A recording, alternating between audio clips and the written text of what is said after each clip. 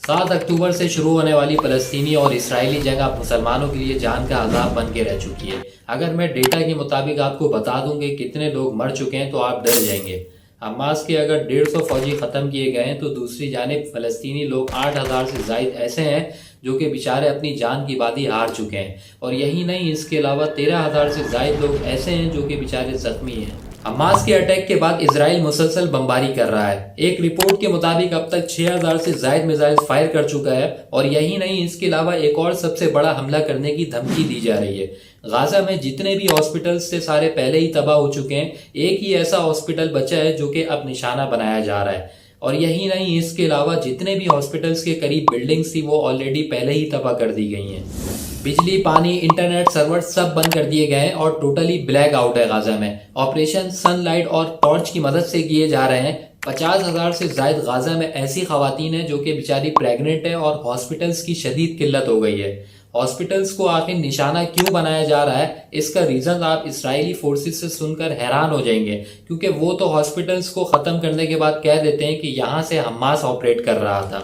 آخر اس صورتحال تک فلسطین پہنچا کیسے؟ کیا واقعی حماس نے اسرائیل پر حملہ کیا یا انہیں دعوت دی گئی تاکہ فلسطین کو مکمل ختم کیا جا سکے؟ اب میں کیا بولوں، میزائلز کا سامنا آخر فلسطینی بیچارے کہاں سے کریں گے؟ اپنے گھر کے برتنوں سے تو لڑنے سے رہے۔ اب میں اسے ظلم بولوں یا دہشت گردی بولوں پتہ نہیں، میں اتنا ضرور جانتا ہوں کہ حماس نے اگر اٹیک کیا ہے تو اس کے ذمہ دار وہی ہونے چاہیے۔ اس میں ان بیچارے بچے اور عورتوں کا کیا قصور ہے؟ آخر انہیں مار کر کیا مل رہا ہے؟ اسی طرح میں آپ کو ایک اور بات بتاتا چلوں، ابھی ریسنٹلی UN نے ووٹنگ کروائی ہے اسرائیل اور فلسطین کے معاملے کو لے کر، تو عرب ممالک، پاکستان اور ترکی جیسے کافی ممالک ایسے ہیں جنہوں نے اس وار کے اگینسٹ میں ووٹ دیا، لیکن حیرانی کی بات تب ہوئی جب امریکہ، کینیڈا، یوکرین، جاپان، فلپینز وغیرہ نے اس وار کو سپورٹ کیا اور کہا کہ یہ جنگ تو چلتی رہنی چاہیے۔ پیس اور کلچر کا ڈرامہ کرنے والے آج لوگوں کے مرنے پر خوش ہو رہے ہیں، اور یہ میں کوئی الزام نہیں لگا رہا، آپ چاہیں خود بھی ریسرچ کر سکتے ہیں۔ اب سوال یہ کہ غازہ میں 5,000 میزائل آئے کہاں سے، اور اگر 5,000 آ سکتے ہیں تو اور بھی آ سکتے ہیں۔ یہ حملہ ایک ہی بار کیوں پلان کیا گیا؟ کیا واقعی اسرائیل ختم ہو جاتا 5,000 راکٹ فائر کرنے سے؟ اس کا ریزن جو بھی ہے، حماس کے اس حملے کی وجہ سے معصوم لوگوں کی زندگی مشکل میں پڑ گئی ہے۔ کیا سچ میں ہم سے کوئی بات چھپائی جا رہی ہے، یا کہیں یہ سب ایک پلان تو نہیں؟ کیونکہ 1948 کے بعد سے فلسطین کبھی ایک ملک بنا ہی نہیں ہے۔ جیسے کہ 1948 میں عرب اسرائیل وار کے بعد اسرائیل نے اپنے سارے مخالف عرب ملکوں کو ہرا دیا تھا، غازہ اور ویسٹ بینک دونوں پر قبضہ کر لیا تھا، اور فلسطین کو کبھی ایک ملک بننے ہی نہیں دیا، جس کی وجہ سے فلسطین اور اسرائیل کے معاملے کو لے کر اسرائیل پر کافی سوالات اٹھے کہ ان 20 ملین فلسطین لوگوں کا ہوگا کیا، جس پر UN کے بہت اصرار کرنے پر آخر اسرائیل نے بات مان لی اور کہا کہ غازہ اور ویسٹ بینک میں فلسطینی لوگ رہ سکتے ہیں اور اپنی مرضی سے الیکشنز کروا کے اپنے لیڈرز چن سکتے ہیں، ہم کوئی انٹرفیئر نہیں کریں گے۔ لیکن ایسا نہیں ہوا، ٹائم ٹو ٹائم اسرائیل کوئی نہ کوئی مسئلہ کریٹ کرتا رہا فلسطینی لوگوں کے لیے۔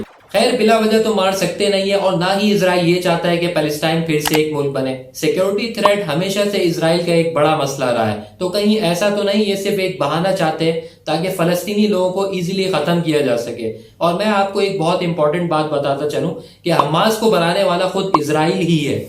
اسرائیل نے حماس کو تب اسٹرانگ کیا جب پیلسٹائن میں PLO یعنی پیلسٹائن لبریشن آرگنائزیشن بہت اسٹرانگ اور پیک پر تھی۔ ایکچولی یہ وہ آرگنائزیشن ہے جو فلسطینی لوگوں کے رائٹس کے لیے کام کر رہی تھی۔ اسرائیل نے ساری چیزیں اپنے مائنڈ میں پہلے سے رکھی ہوئی تھیں اور وہ ان سب پر کام بھی کر رہے تھے۔ خیر، ہوا کچھ یوں کہ اسرائیل حماس کی امداد کر کے آہستہ آہستہ فلسطینی لوگوں کے لیے مدرسے اور مسجدیں بنوا رہا تھا کہ اتنے میں کچھ ہی ٹائم بعد PLO اور حماس کے درمیان لڑائیاں ہونے لگیں، اور ان دونوں تنظیموں کے لڑنے کی مین وجہ تھی پاور، یعنی جس کے ساتھ زیادہ لوگ ہوں گے وہی الیکشن جیت کر پیلسٹائن کا انٹرنل ہولڈ سنبھالے گا۔ حماس نے آخر یہ سب کیوں کیا، اور اسرائیل جو اب سب کچھ کر رہا ہے اس کے پیچھے کا مین ریزن کیا ہے؟ کچھ کہہ نہیں سکتے، اب تک ازمپشنز ہی لگائی جا رہی ہیں۔ فلسطینی لوگوں کی امداد کے لیے ٹرکی، پاکستان، یمن سب لوگ ایڈ بھیج رہے ہیں، جس میں سب سے بڑا کردار ایجپٹ ادا کر رہا ہے۔ کچھ دنوں پہلے اسرائیل نے اپنے میزائلز اسی علاقے میں گرائے تھے اور گیٹ بھی بند کر دیے گئے تھے، جس کی وجہ سے UN کی جانب سے راستے بحال رکھنے کی بات کی گئی، اور پھر اسی علاقے سے امداد جاری ہے۔ صورتحال دیکھی جائے تو بہت خراب ہے، اور مجھے ایک بات یہ سمجھ نہیں آتی کہ یہاں پر سانگز تو ٹرینڈنگ پر رہتے ہیں اور ریشیئر بھی ہوتے ہیں، کوئی بھی فضول سا بندہ یا بندی آ کے ٹھونکے لگا کے وائرل ہو جاتے ہیں، لیکن یہاں ہزاروں کی تعداد میں لوگ مر رہے ہیں اور دنیا خاموش بیٹھی ہوئی ہے۔ کیا مرنے والا معصوم نہیں ہے؟ اسرائیل تو پیچھے ہٹنے والوں میں سے نہیں ہے، لیکن حماس نے حملہ کر کے بہت بڑی غلطی کر دی ہے۔ اب ہم یہی کر سکتے ہیں کہ معصوم لوگوں کے ساتھ کھڑے ہوں، زیادہ سے زیادہ ان کی مدد کریں، چیریٹی کریں، اور لوگوں کو بھی بولیں چھوڑ دیں کون غلط ہے کون صحیح۔ اب بات ہے انسانیت کی اور انسانی جانوں کی۔ دعا ہے کہ اب انسانیت پر اور ظلم نہیں ہوگا اور امن اور سکون کی طرف ماحول کو لے کر جایا جائے گا۔ آج کے لیے اتنا ہی۔ آپ کی کیا رائے ہے اس بارے میں کمنٹ کر کے ضرور بتائیے گا۔ ملتے ہیں انشاءاللہ نیکسٹ ویڈیو میں۔ اپنا بہت سارا خیال رکھیں، تب تک کے لیے اللہ حافظ۔